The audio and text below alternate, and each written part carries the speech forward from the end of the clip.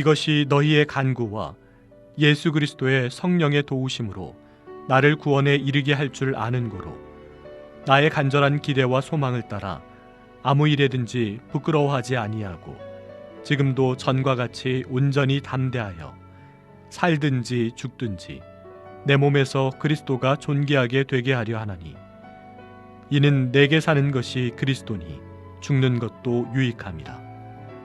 그러나 만일 육신으로 사는 이것이 내일의 열매일진데 무엇을 택해야 할는지 나는 알지 못하노라.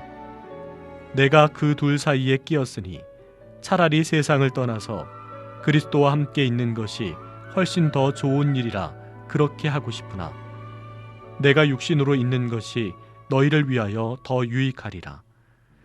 내가 살 것과 너희 믿음의 진보와 기쁨을 위하여 너희 무리와 함께 거할 이것을 확실히 아노니 내가 다시 너희와 같이 있으므로 그리스도 예수 안에서 너희 자랑이 나로 말미암아 풍성하게 하려 함이라. 할렐루야. 잘 지내셨습니까? 늘 주의 평안과 지키시고 돌보신 하나님의 은혜가 구름 기둥과 불 기둥처럼 여러분 지키시고 인도해 주시기를 소망합니다. 어느 교회 목사님께서 몸에 좀 이상이 왔습니다. 병원에 가서 진료를 했더니 의사 선생님이 말씀하십니다. 목사님, 신장이 다 망가졌습니다. 이식 수술을 받으셔야 되겠습니다. 그렇게 이야기를 하셨습니다. 교인들에게 이 소식이 전해지자 교인들이 충격을 받고 모여서 목사님을 위해서 기도회를 열었습니다. 교인들이 눈물로 간절하게 기도를 합니다. 그러다가 이렇게 이야기합니다. 한 분이 그러지 말고 우리 중에 한 사람이 목사님께 신장 이식 수술을 해드립시다. 우리 중에 한 사람이 목사님께 신장 하나를 드리십시다. 그러자 모든 사람들이 박수를 치면서 만장일치로 그렇게 하기로 했습니다. 그런데 문제가 있었어요. 누구의 신장을 주느냐 하는 것이 문제였었습니다. 갑론을봐 이런 이야기 저런 의견 많이 나오다가 장로님 한 분이 나오셔서 이렇게 이야기를 했습니다. 여러분 고민하지 말고 이렇게 하십시다. 제가 새 깃털을 하나 가지고 여기 나왔는데 제가 이것을 휙 날릴 테니까 이 깃털이 공중에 둥둥 떠다니다가 누구에 가서 내려앉으면 그 사람의 신장을 떼어서 하나님께 드리도록 합시다. 그랬더니 모두가 좋다고 이야기를 했습니다. 드디어 장로님이 깃털을 휙 날렸습니다. 깃털이 또 돌아다니는. 그런데 이 깃털은 하루 종일 착륙하는데 실패를 했다고 합니다. 왜 그랬을까요? 자기의 깃털이 내려앉으려고 하면 후 불고 자기의 이집사님도 김 권사님도 왜 하필이면 이집사님이고 김 권사님이냐고요? 몰라요. 제가 그렇게 그냥 이야기한 거예요. 날도록 불었기 때문에 계속 부르니까 이 깃털이 착륙하지 못하고 계속 공중을 떠다니면서 내려오지 못했다는 것입니다. 여러분, 그분들이 목사님을 사랑하지 않거나 그분들이 나빠서 그렇겠습니까? 아닙니다. 그렇지 않다고 생각을 합니다. 왜 그랬을까요? 그게 사람의 마음인 것입니다. 그렇잖아요? 그런데 여러분, 콩팥 하나 떼어나는 것 이렇게 끔찍한 일인데 하물며 죽는 것 어떻겠습니까? 그래서 사람들은요 누구나 죽을까 봐 걱정입니다. 죽지 않으려고 엄청 노력을 합니다. 건강을 위해 새벽부터 뛰고 걷고 건강식품이란 건강식품 다 챙겨 먹습니다. 생각해보면 다 죽기 싫어서 그러는 거예요. 그런데 여러분 아주 드문 경우이지만 가끔 죽고자 하는 마음을 가진 사람들이 있어요. 죽는 것이 그렇게 싫은데 가끔은 죽고자 하는 마음을 가진 사람들은 있다는 거예요. 이런 사람들은 대부분 둘 중에 하나일 겁니다. 첫째는 뭐냐 하면 인생이 너무나 괴로운 문제가 힘들어서 인생살이가 너무나도 힘들어서 그렇게 죽고 싶은 마음을 가지고 계시는 분도 있어요. 예를 들면 말기암으로 심한 고통이 찾아와서 너무너무 고통스러운 거예요. 차라리 죽었으면 좋겠다. 그러시는 분도 있잖아요. 사업에 실패를 하거나 어떤 문제로 실패를 해서 절망 중에 있는 분들 차라리 죽었으면 좋겠다 그러잖아요. 여러분 성경에 보면 그랬던 분 계시죠? 엘리야라고 하는 능력의 선지자였었는데 이세벨이 칼을 들고 죽이려고 하자 삶이 힘들고 어렵자 하나님 차라리 죽여주세요 그렇게 기도하잖아요. 그런 경우에 죽고 싶다 그런 마음을 갖는 경우도 있다는 거예요. 그런가 하면 두 번째는 병에 걸린 것도 아니고 인생에 무슨 문제가 있는 것도 아니고 얼마든지 잘 살 수 있는 여건임에도 불구하고 기꺼이 자기 생명을 무엇인가를 위해서 내놓을 준비가 되어 있는 그런 분들도 있습니다. 사진 하나를 보여드릴게요. 누군지 여러분, 저분 누군지 아시겠어요? 어떤 분이 목사님 사촌 아닙니까? 뭐 그러는 분이. 사촌 아니고요. 강제구 소령이라고 여러분 들어보셨어요? 강제구 소령이라고. 들어보셨습니까? 1965년 10월 4일 날 맹호부대 중대장으로 올란 파병을 앞두고요. 병사들과 함께 수류탄을 투척하는 훈련을 하고 이제 있었습니다.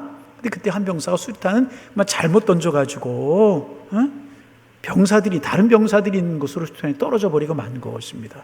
자시 주어서 던지기는 때가 이미 늦었다고 판단했을 때 이분이 자신의 몸으로 수류탄을 끌어안았어요. 장렬하게 산화하였어요.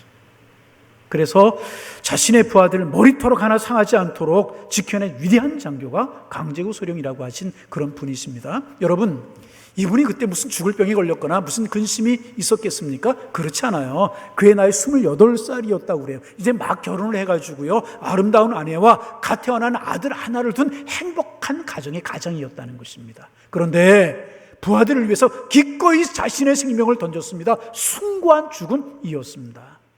그래서 사람들은 이런 죽음 앞에서 감동을 받고요, 그 일을 잊지 않기 위해서 기록을 남기고 기념하고 그런 것 아니겠습니까? 그리고 이런 이야기가 살고 죽는 우리의 인생의 이야기가 아니겠습니까? 그렇다면 오늘 우리가 이제 빌립보서를 읽었습니다. 빌립보서를 쓰신 분은 사도 바울이라고 하는 분입니다. 그러면 사도 바울은 죽음에 관해서 어떤 이해를 가지고 있었는가 하는 것을 우리가 본문에서 찾을 수 있기 때문에 우리가 본문을 본 것입니다. 바울 사도가 바울이 되기 이전에, 그러니까 사울로 살 때 그는요, 살기 위해서 애를 쓰는 사람이었습니다. 출세하고 성공해서 잘 살고 싶어하는 사람이 이 사울이라고 하는 사람이었습니다. 그래서 율법에 열심히 얻고 유대인의 전통에 충실해서의 사람들로부터 신뢰를 얻는 그런 사람이었습니다. 그런가 하면 성공하기 위해서는 학문이 필요했기 때문에 당대의 최고의 석학이었던 가말리엘이라고 하는 사람을 찾아가서 그의 문화생이 되어서 공부를 했던 그런 사람이었습니다.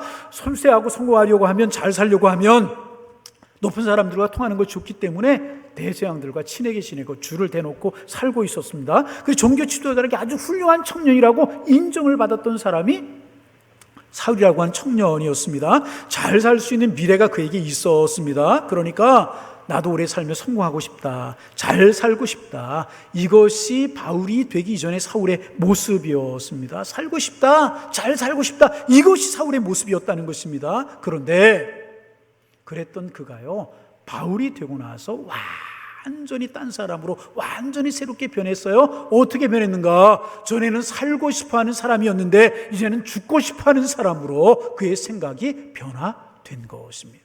오늘 본문에 그런 바울의 마음이 잘 나타나 있습니다. 23절입니다. 내가 그 둘 사이에 끼었으니 차라리 세상을 떠나서 그리와 함께 있는 것이 훨씬 더 좋은 일이라. 바울은요, 둘 사이에 끼었다는 거예요. 사는 것과 죽는 것 사이에 끼어 있다는 것입니다. 그리고 사는 것과 죽는 것 둘 중에 하나를 선택하라고 하면 나는 차라리 세상을 떠나서, 다시 말하면 죽어서 그리스도와 함께 있는 것, 그것이 훨씬 더 좋은 것이다. 그렇게 말하는 사람이 되었어요. 여러분, 우리 중에 바울처럼 말할 수 있는 분이 몇 분이나 되겠습니까? 죽는 것과 사는 것, 둘 중에 나는 죽고 싶어하는 사람이 되고 싶다, 이렇게 말할 수 있는 사람이 어디에 있겠습니까? 그런데 바울은 그렇게 말하는 사람이 되었다는 것입니다. 아니, 바울뿐만 아니고요, 우리가 신앙생활을 10년, 20년, 30년 신앙생활을 하면서 주님의 은혜를 깊이 체험하다 보면, 주님의 사랑의 비밀을 알게 되다 보면 변화되게 되었는데, 어떻게 변화되느냐? 바울처럼 살고 싶어하는 사람에서 죽고 싶어하는 사람, 죽는 것이 더 좋아, 이렇게 죽어도 좋다는 사람으로 그 생각이 변화되게 되고요, 이게 주님의 은혜를 깊이 체험하게 되는 사람의 모습이라는 것입니다. 성경을 보면은요, 이런 신앙의 인물들이 많아요. 구약에도 그렇고 신약에도 그렇고. 아니, 성경만이 아니라 기독교 역사를 보면은요, 그런 분들 많이 이야기할 수 있어요. 우리 폴리감 목사님이라고 하는 서문학교의 목사님이었던 폴리감 목사님이라고 하는 분이 그런 분이셨고, 많은 분들이 계시는데요. 그 중에 한 분의 예를 든다면 1세기 말에 안디옥 교회, 정말 그리스도인이라고 하는 이름이 불려졌던 신실했던 교회 안디옥 교회에 이그나티우스라고 하는 목사님 이야기를 할 수 있습니다. 그분이 교회를 열심히 하고 교인들을 돌보는 거예요. 그리스도의 피 묻은 십자가의 복음을 전하는 거예요. 그러자 로마가 그를 붙들었어요. 그래서 호송을 하는 거예요, 로마로. 이분이 로마로 호송을 끌려가면서 여러 교회들에게 편지를 쓰는 겁니다. 그런데 그분이 쓴 편지 중에서 7개의 편지가 남아있는데, 이 이그나티우스 목사님께서 로마로 끌려가시면서 이 교회들에게 보낸 편지의 주제가 무엇인가 하면, 나 죽는 것이 소원이다. 바꿔 이야기하면, 나 주님을 위해서 순교하고 싶다. 그런 내용이었습니다. 그러니 내 생명을 건지기 위해서 성도님들 노력하지 말고 내가 순교할 수 있도록 나를 내버려 두십시오. 그런 편지를 써서 초대교회에 보냈습니다. 어떤 형벌을 받고, 그러니까 맹수의 밥이 되든지 십자가 형벌을 당하든지 아니면은 그 화형을 당하든지 어떤 방식으로 어떤 형벌을 받고 내가 죽는다 할지라도 내가 순교해서 그리스도께 갈 수만 있다면 그것이 나의 소원이다. 성도들에게 이렇게 편지를 쓰셨다는 것입니다. 그래서 여러분, 주님 주신 은혜를 깊이 체험하게 되면, 주님 주신 은혜를 정말 경험하게 되면 살고 싶어하는 사람에서 죽는 것이 더 좋은 사람으로 변화되게 된다는 것입니다. 신앙생활 깊이 하면 그렇게 된다는 거예요. 그러면 여러분이 이 설교를 들으시면서 부담이 마음속에 가실 거예요. 목사님, 그렇다면 저 겁나서 은혜 안 받겠습니다. 살고 싶어하는 사람이 죽고 싶어하는 사람은 은혜를 경험하면 변화되게 된다는데 내가 왜 은혜 받겠습니까? 그렇게 말하실 분이 계실 수도 있을 거예요. 그러나 여러분, 그럼에도 불구하고요, 주님이 주신 은혜를 깊이, 주님의 사랑을 깊이 체험하게 되면 이렇게 자연스럽게 변화되게 되는 것이라. 거기에는 여러분 이유가 있어요. 그 이유가 뭔지 아세요? 첫째는요, 은혜를 받으면 받을수록에, 깊이 하나님의 은혜를 경험하면 경험할수록에 세상이 더덥다는 것을 알아요.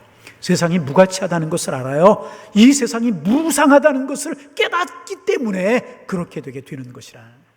여러분, 길게 제가 말씀드리지 않아도 이 세상이 얼마나 허무한 것인가를 우리가 다 알잖아요.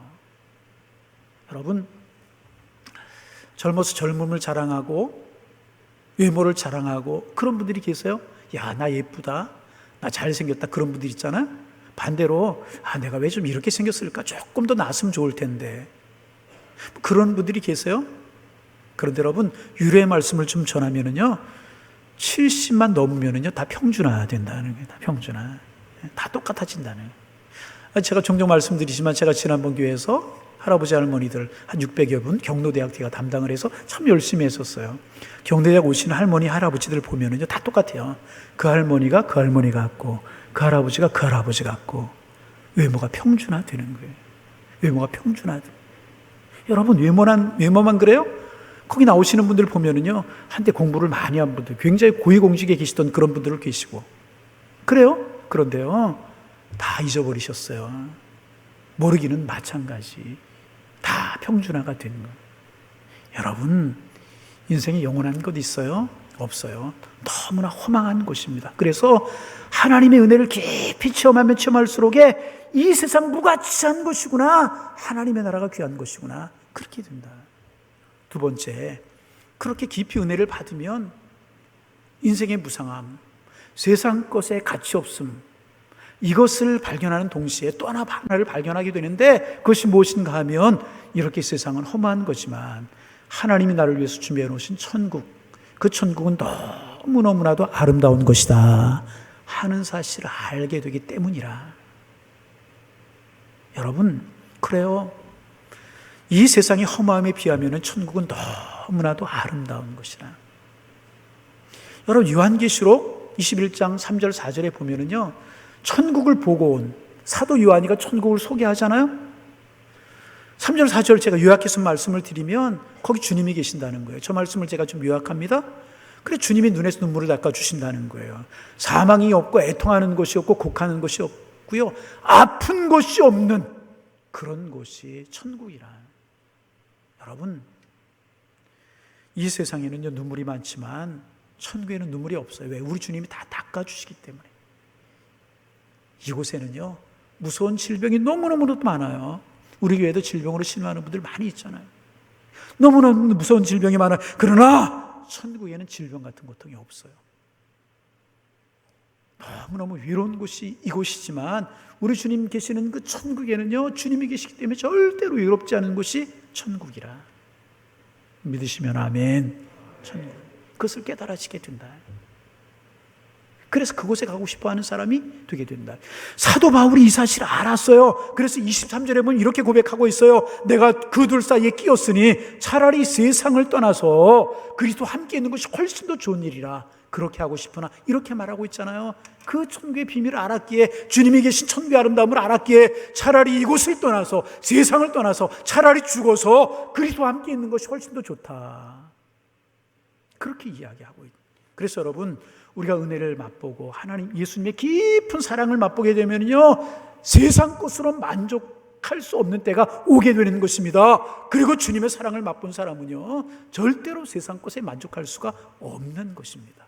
여러분, 그래 주님의 사랑을 사모하게 되고 주님 만날 시간을 그리워하게 되다 보니까 죽음까지도 두려운 것이 아니라요, 죽음도 기다려지는 것으로 바뀌어지게 된다는 것입니다. 앞에서 강제구소령 말씀을 드렸어요.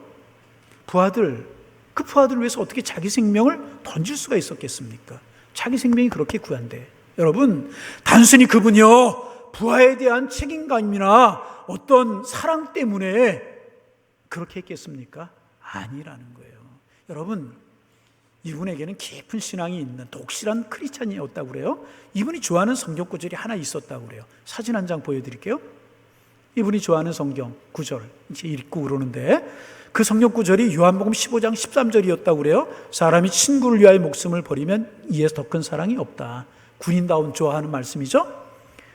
이분이요, 예수 그리스도가 영원한 생명의 구주인 줄 알았기 때문에, 아니 이 땅에서의 삶이 끝나면 천국이 기다리고 있음을 알았기 때문에 요한복음 15장 13절을 써가지고 품에 품고 다녔다는 거예요. 그리고 그 말씀대로 자신을 던지게 되었다는 거예요. 단순히 장교라고 하는 책임감, 부하에 대한 사랑 때문에 그렇게 한 것이 아니라, 그는 영원한 하늘의 생명을 소망하는 믿음이, 신앙이 그에게 있었기 때문에 그 순간 그는 그 위대한 결정을 할 수가 있었던 것이라는 것입니다.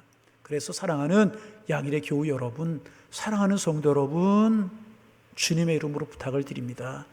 우리 모두 이 험한 세상의 마음을 빼앗기지 마시고요, 우리 모두 주님이 우리를 위해서 준비해 놓으신 영원한 천국을 바라보는 영적인 눈이 활짝 열릴 수 있기를 주님의 이름으로 축원합니다. 그 나라를 바라보면서 바울처럼 나 천국이 좋아요, 죽는 것도 괜찮아요, 이런 준비된 믿음을 가지고 살아가게 되시기를 다시 한번 주님의 이름으로 축원합니다. 그리고 세 번째, 우리가 이런 믿음을 가지게 되면은요, 여러분, 우리가 가지게 되는 또 하나의 유익이 있어요. 뭔가 이 세상에 사는 동안이요, 추하고 더러운 인생을 살지 않고요, 깨끗한 삶을 살게 되는 유익을 가지게 된다는 거예요. 여러분 한번 생각해 보세요. 세상에 더러운 이야기들, 추한 이야기들 많잖아요. 우리의 마음에 고통을 주는 그런 이야기들 세상에 많지 않습니까? 더럽고 추한 이야기, 우리의 마음에 고통을 주는 그런 이야기들 왜 생겨난다고 생각하십니까? 따져보면요, 더 살고 싶어하는 사람들이 만들어내는 이야기인 것입니다. 반면에 주님께로 가는 것이 좋아, 천국이기 때문에 죽는 것이 좋아, 이런 사람들은 그런 일을 하지 않아요. 여러분, 오늘이라도 주님이 나를 부르시면 가겠습니다 생각하는 사람이 더 많이 가지려고 싸우고 남의 것 빼앗으려고 싸우겠습니까? 거짓말하고 탐욕을 품고 다른 사람 해하는 일을 하겠습니까? 그렇지 않아요. 다 내려놓았기 때문에요, 양보하고 다 내주는 자유인으로 살아가게 되는 것이라. 그러나 살려는 욕망이 너무 강한 사람은요, 탐욕을 가져요. 내고 다니고 남의 것 빼앗으려고 그래요. 거짓말 밥 먹듯이 해요. 진리와 의리 이런 거 찾아볼 수 없어요. 나의 사명을 위해서, 하나님 나에게 맡기신 사명을 위해서 달려가는 것보다는 내 욕심을 차리는 것으로 끝나요. 어떻게 해서든 살아버리고 애를 쓰고 그 과정에서 추하고 냄새나는 이야기들이 얼마나 많이 만들어지게 되는지 모른다는 거예요. 그래서 여러분, 만약 내가 예수 믿고 신앙생활 하면서도 우리가 교회 안에서까지도 다른 사람의 용서하지 못하고 관용하지 못하고 살아간다면 아직도 내 마음속에 그런 믿음이 준비되지 못했다는 사실을 우리가 알아야 되는 것이라. 여러분, 다시 한번 주님의 이름으로 부탁을 드립니다. 이 세상에 욕망의 노예가 되지 말고 탄혈을 초연한 모습으로 주님과 함께 우리 모두 세상을 살아가게 되시기를 소망합니다. 천국을 바라보는 눈을 가지고 하나님 앞에 바울처럼 살아가시게 되어야 된다는, 이렇게 말씀을 드리면 우리의 마음속에 또 한 가지, 여러분 마음속에 또 한 가지 질문이 생길 수 있어요. 그럼 목사님, 예수님 믿고 천국이 너무나 좋아 천국을 사랑한 나머지 우리가 다 죽어 천국 가기를 바란다면, 그래 세상을 떠난다면 이 세상은 어떻게 되는 것입니까? 세상에 할 일 많지 않습니까? 그 일 누가 합니까? 전도하는 일, 봉사하는 일, 이런 일은 누가 합니까? 하나님 찬양하는 일을 누가 합니까? 이런 생각을 하게 될 수 있어요? 아닌 게 아니라 천국만 바라보면서 죽기를 기다린다면 세상에 대해서 무책임하기 쉬워요. 그래서 이단들 그런 이야기 하잖아요. 곧 주님이 오실 텐데 직장 뭐하냐? 배우면 뭐하냐? 다 필요 없다. 다 그만두자. 산속으로 가자. 그리고 산에 들어가는 사람들이 있어요.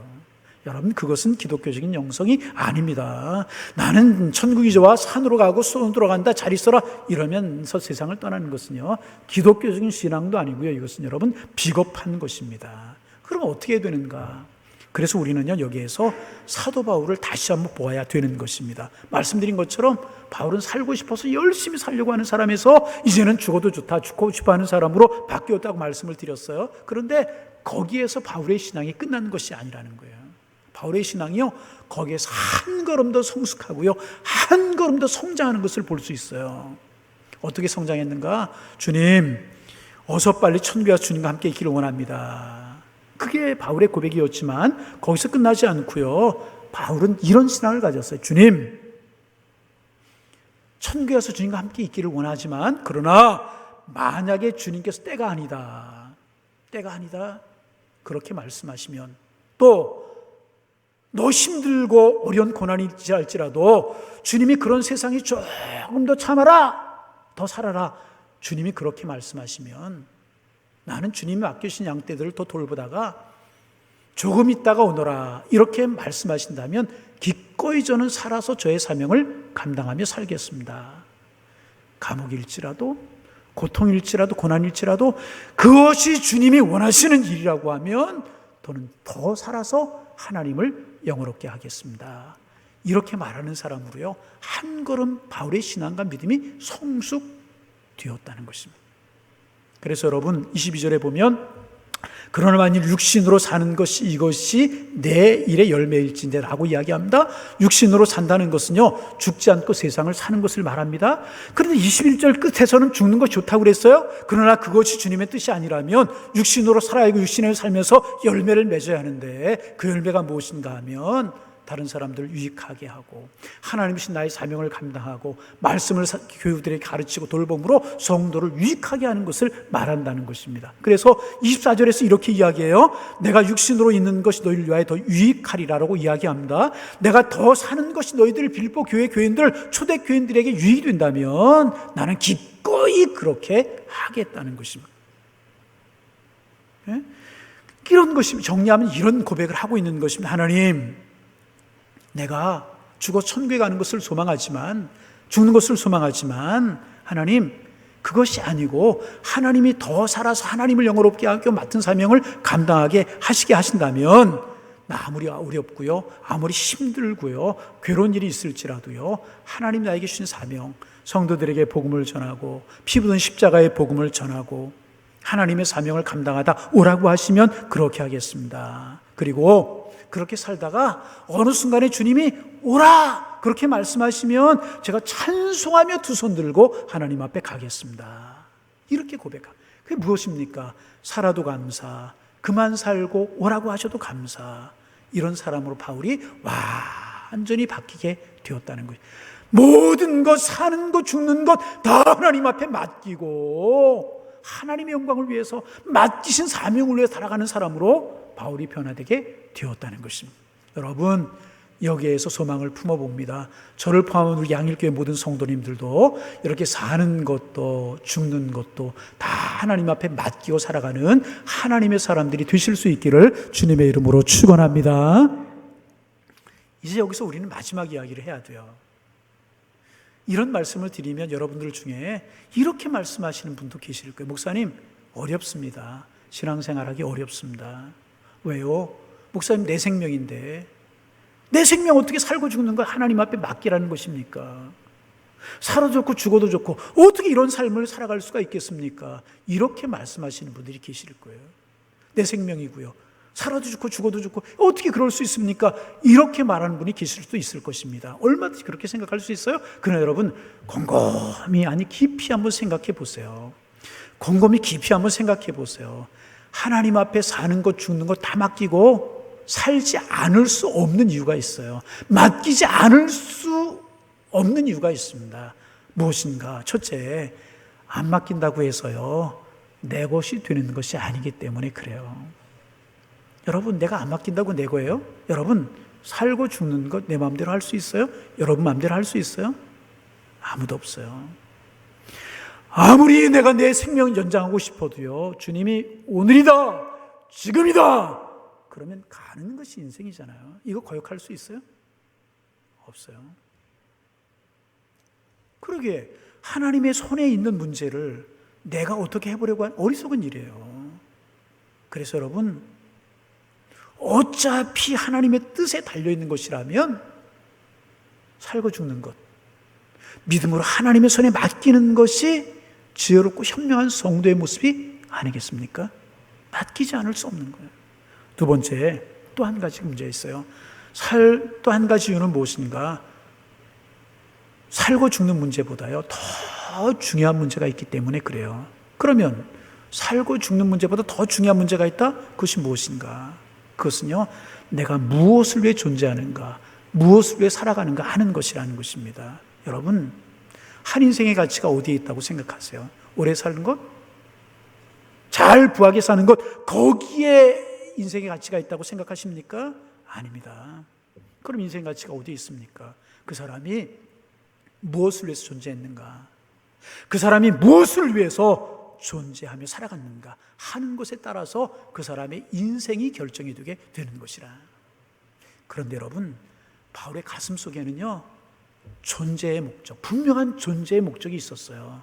그래서 여러분, 우리가 이 성경 읽어봅니다. 20절입니다. 20절 화면에 띄워주시고요, 같이 손에서 읽어봅니다. 나의 간절한 기대와 소망을 따라 나는 아무 일에든지 부끄러워하지 아니하고 지금도 전과 같이 온전히 담대하여 살든지 죽든지 내 몸에서 그리스도가 존귀하게 되게 하려 하나니. 아멘. 아멘. 내 몸에서 그리스도가 존귀하게 되려 하나니 그랬어요. 내 몸이라고 하는 말은요, 내 몸을 사용해서 그렇게 번역해도 좋고요, 내 몸으로 있는 동안에, 살아있는 동안이라고 하는 뜻도 되고요, 내 존재를 다 바쳐서 그런 뜻도 그 속에 담겨져 있는 것입니다. 무슨 뜻입니까? 지금 내가 감옥에 갇혀서 고생을 하고 있지만, 노구의 몸을 이끌고 이렇게 고생하고 있지만 주님의 뜻을 이룰 수만 있다면 나는 살면서 감옥 생활에도 기꺼이 감당하겠습니다. 그렇지만 그게 아니라 내가 죽어서 주님을 존귀하게 할 수 있고 주님을 영화롭게 할 수 있다면 내 생명 기꺼이 드릴 준비가 되어 있습니다.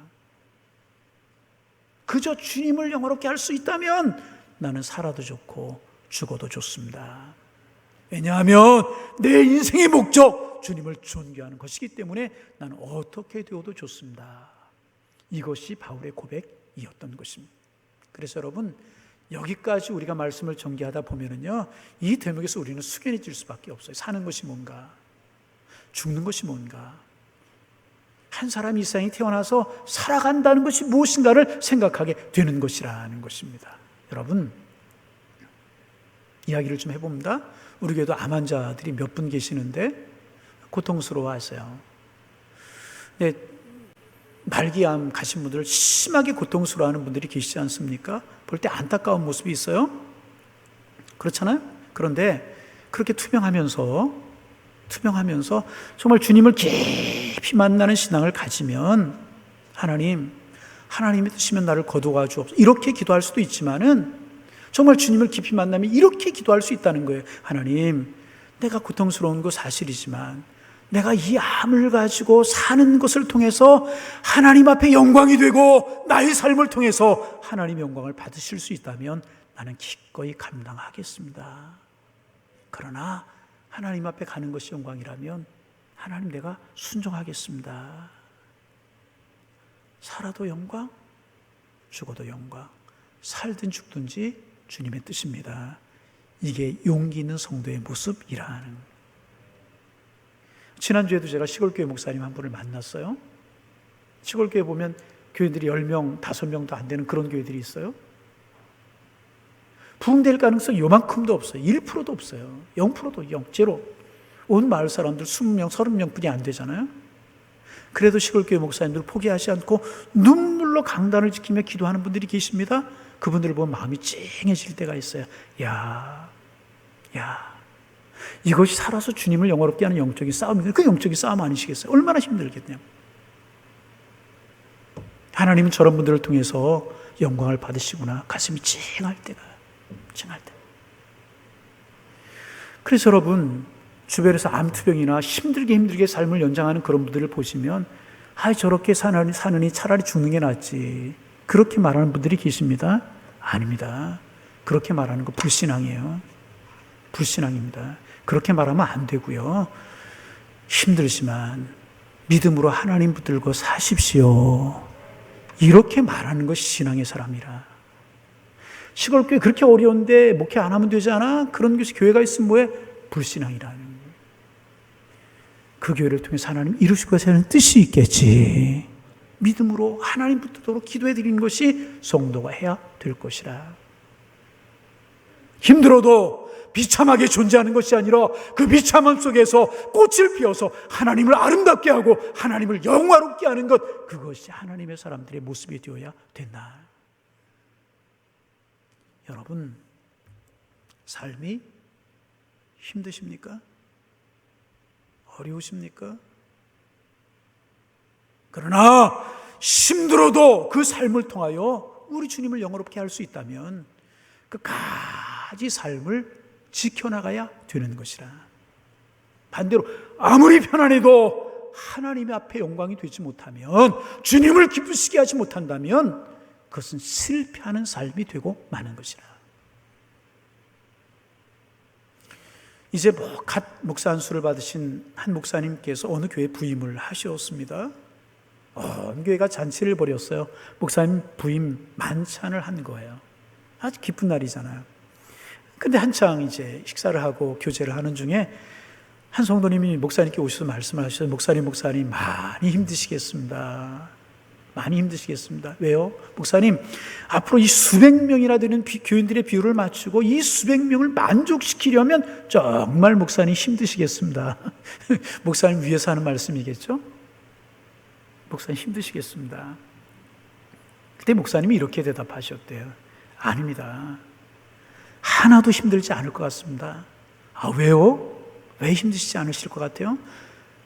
저는요, 여기에 수백 명의 사람들의 마음과 비율을 맞추러 온 것이 아닙니다. 저는요, 딱 한 분만을 기쁘시게 해드리면 된다고 믿고 이 교회에 부임을 했습니다.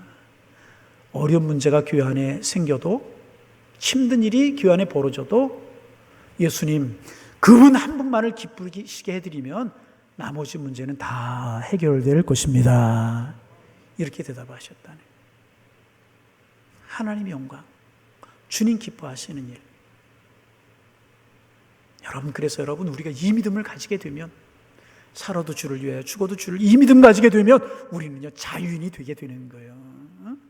살아서 주님께 영광이 된다면 고통스러워도 사는 것이고요, 내가 주님 믿는 것이 영광이 된다면 오늘이라도 주님 부르시면 찬송하며 주님 앞에 가게 되는 것이라. 이게 사도 바울의 고백이었고요, 이것이 주님을 깊이 만난 사람들의 고백이 되게 되는 것이라. 우리의 목적 한 가지, 살든지 죽든지 주님을 존귀하게 하는 것, 그것이라. 주님의 기쁨이 되어 살면 되는 것입니다. 여러분, 이런 성숙한 믿음, 저의 믿음, 여러분들의 믿음, 우리의 믿음이 이런 성숙한 지경에 도달하실 수 있는 은혜가 넘쳐나기를 주의 이름으로 축원합니다. 그래서 이런 찬송 있잖아요.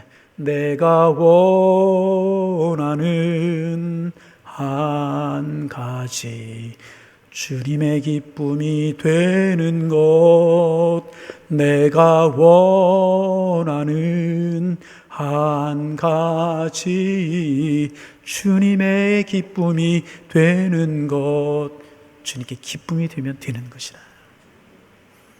여러분 앞으로 살아가는 동안에 하나님께서 여러분에게 힘 주실 거예요.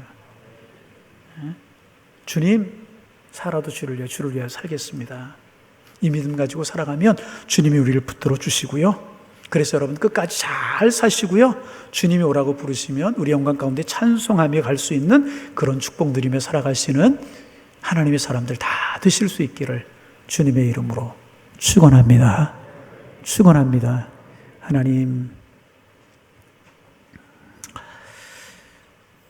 살려고 몸부림치던 사람에서 주님을 깊이 만나고 바울은 죽어도 좋다는 사람, 아니 죽었으면 좋다는 사람으로 천국을 바라보는 사람이 되었고 거기에서 끝난 것이 아니라 고난스럽고 힘든 일이 있을지라도 주님이 맡겨주신 사명을 위해서 이 땅을 살게 하신다면 그 사명을 위해서 열심히 살겠습니다. 이런 성숙한 믿음의 자리까지 사도 바울이 나갔던 것처럼 우리 그런 믿음 갖기를 원합니다.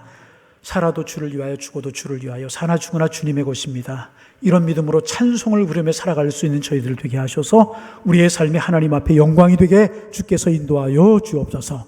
예수님의 이름으로 기도하옵나이다. 아멘.